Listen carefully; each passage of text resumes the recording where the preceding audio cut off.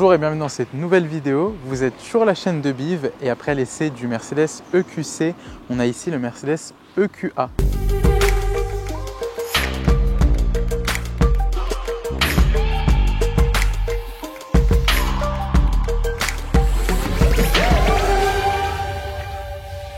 Alors le Mercedes EQA, vous le reconnaissez peut-être puisqu'il est sur la même base que le Mercedes GLA, c'est la version thermique. Il a comme principale différence cette calandre qui a été fermée pour marquer que c'est une version électrique et puisqu'il n'y a pas besoin non plus d'avoir autant de refroidissement pour le moteur. Donc on garde l'aspect général du GLA, le design reste très semblable et donc ça peut poser quelques soucis au niveau du design puisque ça veut dire que cette base est une base de véhicule thermique et il n'a pas été créé comme étant un véhicule électrique. Et ça, on le verra par exemple à l'intérieur dans l'habitacle ou même dans le coffre, qu'il a fallu faire quelques compromis pour pouvoir loger les moteurs électriques et les batteries sous cette plateforme de véhicule thermique. Alors on va parler un peu du design de ce Mercedes EQA. Il s'agit d'un SUV moyen qui repose donc sur la même plateforme que le GLA. D'ailleurs, il reprend les mêmes dimensions que son cousin le GLA. On a comme principale différence, comme je disais, cette calandre qui a été fermée à l'avant. Mais sinon, le véhicule garde le même design général. On a aussi au niveau des jantes, c'est Aero Wheels, donc plus aérodynamique pour le vent. Et ça aide à gagner quelques kilomètres d'autonomie. Mais sinon, à part quelques mentions EQA pour montrer que c'est un véhicule électrique, ou encore un petit liseré bleu dans les phares, on a le même dessin que la version thermique. Donc vous ne serez pas dépaysé si vous venez de chez Mercedes avec un GLA par exemple. Et on va maintenant passer à l'arrière du véhicule. On retrouve sur l'aile arrière droite le port de recharge qui est au format CCS, donc le format européen. Vous pourrez par exemple vous connecter sur les bornes Ionity. Et à l'arrière, on a fait marquant cette bande lumineuse donc, qui connecte les deux phares des deux côtés de façon très organique. C'est très en arrondi. Et sinon, c'est un design qui est très proche de celui du GLA. On voit la petite mention EQA 250. C'est ici la version de base avec un seul moteur qui développe près de 200 chevaux. Et on a bien sûr derrière le logo Mercedes la caméra de recul. Et c'est aussi la poignée pour ouvrir le coffre. Donc un coffre électrique. Et là, c'est ici que le bas blesse puisqu'on a une capacité de coffre de seulement 340 litres. Donc c'est très peu par rapport au segment dans lequel il est ce véhicule. Il n'y a pas de double fond, donc on ne pourra pas ranger les câbles en dessous. On voit ici qu'il y a les deux sacoches pour ranger le câble domestique et le câble type 2. Et donc ce coffre, il est quand même plus petit que ce que peut proposer d'autres concurrents. Alors de façon générale, ce EQA il a un design qui est assez commun. Il se fond un peu dans la masse, surtout que là on l'a dans une couleur bleu marine, donc qui n'est pas très pétante. On a quand même quelques accents, comme par exemple en bas de caisse, on a un petit accent chromé, ou par exemple les mentions EQA ou sur les phares en bleu. Mais du coup, de façon générale, ce EQA il se différencie de son cousin le GLA avec la calandre fermée à l'avant, la bande lumineuse qui fait tout le long du véhicule à l'arrière, mais sinon très peu d'éléments qui le font sortir du paysage automobile. Alors on va profiter de ce court arrêt recharge pour vous parler des capacités de recharge de ce Mercedes EQA. Donc sur une borne en courant alternatif comme on a ici, elle peut accepter jusqu'à 11 kW. Donc c'est le port type 2 qui se situe sur le haut. Et il faudra compter du coup 7 heures environ pour une recharge complète du véhicule, donc par exemple comme vous avez à la maison. Et sur une borne rapide, elle peut prendre jusqu'à 110 kW. Et là, il faudra une recharge à environ 30 minutes, donc sur autoroute, pour récupérer 80% de la batterie et partir jusqu'à la prochaine borne.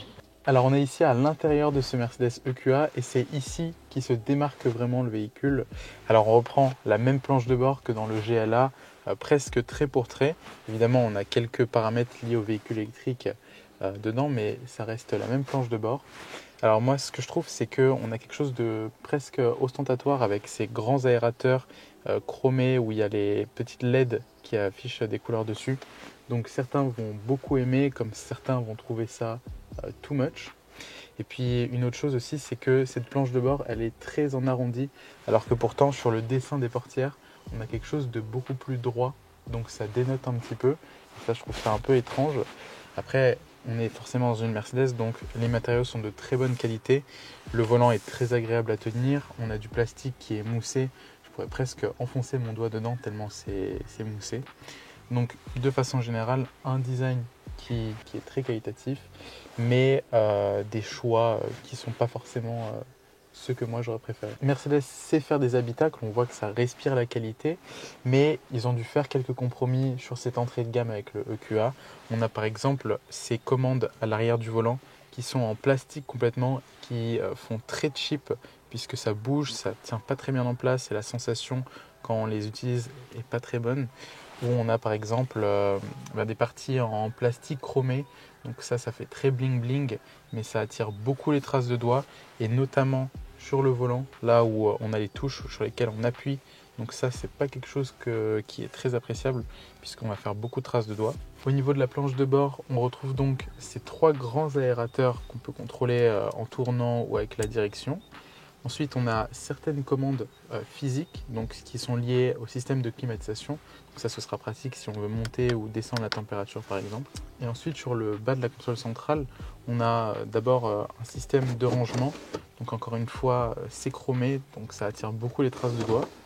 Avec un système pour recharger le téléphone sans fil, des ports en USB-C, puisque maintenant c'est la norme, on a des ports USB-C partout.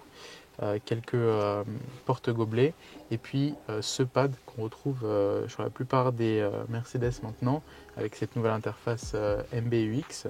Donc c'est un pad tactile qui permet de contrôler l'écran tactile.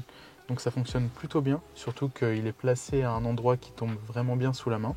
Une chose qui dénote vraiment dans cette voiture, c'est la quantité de LED, d'éclairage d'ambiance qui a été installé dedans. On a des petits accents sur les portières, on en a au niveau des aérateurs, au niveau des 5 aérateurs qu'il y a sur la planche de bord. On en a aussi au niveau de la console centrale, on a des grands traits comme ça, et aussi en face du passager avant. Donc on a beaucoup de LED, et ça donne une ambiance la nuit qui est vraiment très particulière. Donc certaines personnes aimeront beaucoup, certaines personnes trouveront que ça fait too much, mais encore une fois c'est le style dans cette Mercedes d'aller toujours plus loin et d'aller chercher justement à avoir ce design qui est très propre à Mercedes. Alors je suis ici installé à l'arrière du Mercedes EQA. Je me suis mis derrière ma position de conduite, donc je fais 1m80 et la première chose qu'on remarque en étant installé à l'arrière, c'est que la banquette arrière est vraiment très très basse. On est par exemple, vous voyez là que mes genoux sont très relevés, donc j'aurais presque, on dirait, les genoux qui montent jusqu'aux oreilles. Donc on a beaucoup d'espace ici entre l'assise et les jambes. C'est pas super confortable pour s'asseoir. Donc évidemment ça nous donne un peu plus de garde au toit, puisque j'imagine que sinon on aurait compromis la garde au toit. Mais moi j'aurais préféré que cette banquette arrière soit un peu plus haute. Même par exemple pour la vue qu'on a, on est situé en dessous des passagers avant. Et du coup le siège là me bloque complètement la vue. Donc j'ai l'impression vraiment d'être dans un petit coin à l'arrière. Et donc c'est pas ce qui se fait de plus agréable. Par contre, un bon point, c'est ce toit ici panoramique et ouvrant qui vient se poursuivre aussi à l'arrière et qui apporte beaucoup de luminosité à l'habitacle, d'autant plus qu'on a ce haut de plafond qui est en couleur claire et qui dénote un peu du noir et qui apporte aussi de la lumière à cet habitacle. On a au milieu un petit accoudoir central avec les repose-gobelets et on peut régler la climatisation. Ici, on n'a pas l'option, mais on peut prendre une climatisation trizone en option. On a les petits aérateurs sur la console centrale ici et un port de recharge USB-C. De façon générale, à l'arrière, on se sent un petit peu dans un coin. On a quand même de la place, mais ça donne un peu l'impression d'être étriqué, même si ça ne l'est pas. Et ça, c'est parce que les sièges sont trop bas.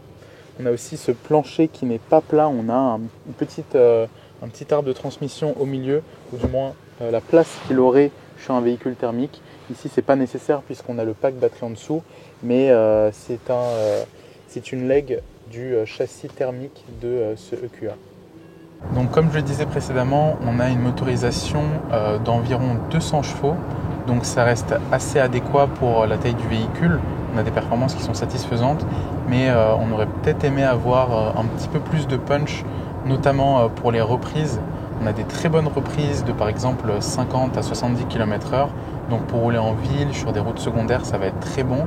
Mais au-delà de 90-100 km/h, on sent que le moteur il arrive un peu à bout de souffle et du coup on a quand même de la poussée, mais ça reste, on perd cette impression un peu d'avoir quelque chose de puissant comme on l'a en ville par exemple. Au niveau du châssis, on a quelque chose qui est assez ferme.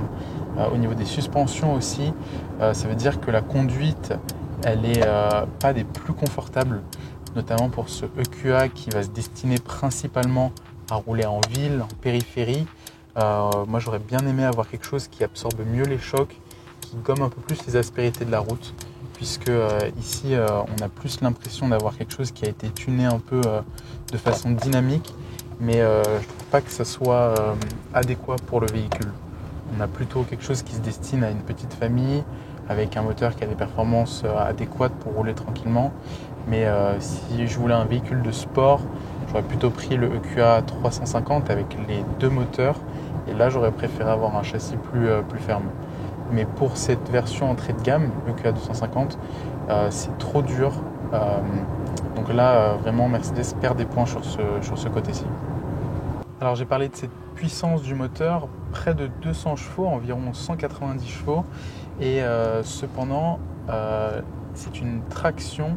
Et toute la puissance est envoyée aux roues avant et vraiment le véhicule manque de grip. Si on accélère très fort, la voiture tout de suite commence à patiner et on sent qu'il y a peut-être trop de couple ou que c'est mal géré parce qu'on perd tout de suite l'adhérence, même sur des sols secs. Donc là, je ne sais pas si c'est parce que la monture des pneus là, qui sont en Bridgestone n'est pas très bonne ou si c'est juste dû au véhicule. Moi, je pense que c'est parce qu'on n'a pas assez de poids sur l'avant du véhicule, puisque c'est encore une fois une base de thermique. Donc on avait l'habitude d'avoir un gros moteur à l'avant, donc très lourd. Et là, avec le moteur électrique qui est beaucoup plus léger, ça manque de poids à l'avant, donc on perd tout de suite le grip. Donc ça ne donne pas une sensation de sécurité si on veut commencer à jouer un peu avec le véhicule, parce qu'on perd tout de suite l'avant qui s'emballe. Sinon, on a aussi pas mal de bruit moteur dans la cabine. Donc il y a une bonne insonorisation du véhicule. Quand on roule 90, même 110, on est plutôt confortable. On n'est pas dans le bruit ambiant des voitures qui nous entourent. Mais sauf qu'on a tendance à quand même entendre le bruit du moteur. Il y a un petit sifflement quand on accélère ou quand on a du freinage génératif. Donc ça, c'est pas ce qu'on a l'habitude de voir avec Mercedes. D'ailleurs, en parlant du freinage régénératif, c'est là où Mercedes a fait vraiment de très gros efforts. On a plusieurs positions de freinage, comme on l'avait retrouvé par exemple sur le EQC avant.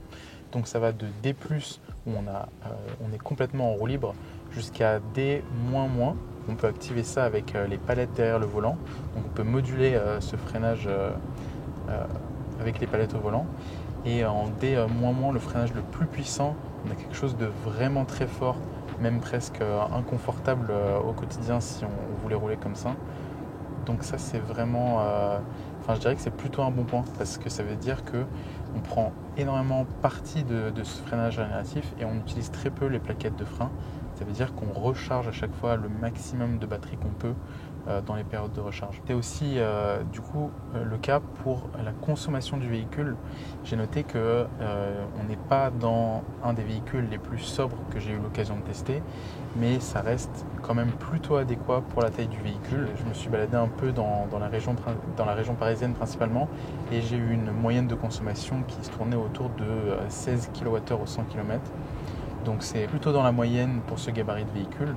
Il est plutôt sobre comme véhicule, donc ça c'est plutôt un bon point. On va parler maintenant des aspects un peu plus technologiques de ce véhicule. Il y a 2-3 choses que j'ai notées qui sont très intéressantes. On a par exemple, lorsqu'on s'arrête à un feu rouge, on a la caméra avant qui s'active et qui nous montre le feu rouge. Donc ça c'est pratique puisque à l'avant du véhicule, on a ce gros rétroviseur central qui masque souvent la vue du feu rouge. Donc c'est pratique d'avoir un retour sur l'écran central. On a aussi une autre chose que j'ai bien aimé, c'est que les aérateurs disposent de LED et quand on actionne le système de climatisation, quand on met plus chaud ou plus froid, il change de couleur pour devenir rouge ou bleu pour montrer que c'est par exemple du côté conducteur, donc ce sera les deux aérateurs du côté conducteur qui vont devenir rouge quand on monte la température ou bleu quand on baisse la température. Et toujours en parlant de ces aspects technologiques, une dernière chose qu'on va mentionner, c'est le système de maintien de fil. Alors j'ai trouvé qu'il est plutôt subtil sur ce Mercedes. C'est pas du tout comme par exemple on l'a vu chez Volkswagen où il tient vraiment très bien la ligne. Donc c'est pas forcément ce qui m'inspire le plus de confiance, puisqu'on aimerait bien parfois lui laisser un peu diriger la voiture, mais on voit que dès que le virage est un peu trop important, il a tendance à s'emballer, à se rapprocher des lignes, et du coup c'est pas ce qui inspire le plus de confiance. Donc je dirais que c'est vraiment pour le coup une assistance à la conduite, ce maintien de fil, et que contrairement au système par exemple de Volkswagen, on ne peut vraiment pas lui laisser on va dire le volant, et il faudra toujours être très attentif à la route et aux différents virages. Et on arrive déjà à la fin de cette vidéo. Alors qu'est-ce qu'on a pensé de ce Mercedes EQA? Eh bien je pense qu'il ne nous a pas beaucoup impressionné. Je pense qu'il rate un peu le coche. Mercedes vous habitue à avoir toujours un petit plus. C'est la marque à l'étoile, elle offre quelque chose de nouveau. Et là, ce Mercedes EQA, j'ai l'impression que c'est un peu juste un GLA qui a été converti en électrique et rien de plus. Il faut voir aussi qu'au niveau tarifaire, Mercedes se positionne très haut.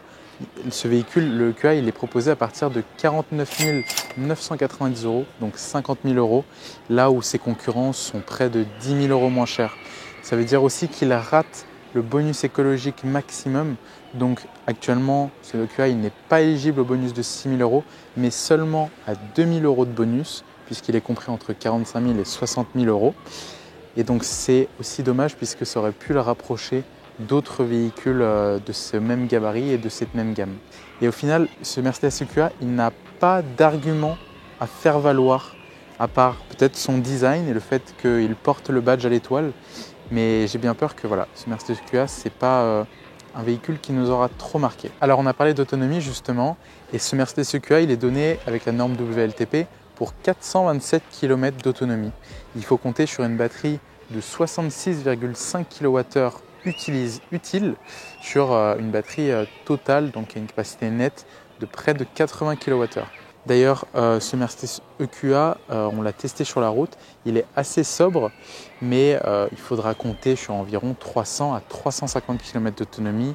C'est un peu loin des 427 km qu'a Mercedes a annoncé, donc ce sera un peu moins bien que par exemple ce que peut proposer d'autres gammes de véhicules. On pense notamment à ce que fait Volkswagen ou ce que fait le groupe Kia Hyundai par exemple. Et comme d'habitude, n'oubliez pas de liker la vidéo, de vous abonner et d'activer la cloche de notification pour ne rater aucune de nos prochaines vidéos. Et quant à nous, on se dit à bientôt dans une prochaine vidéo. Ciao!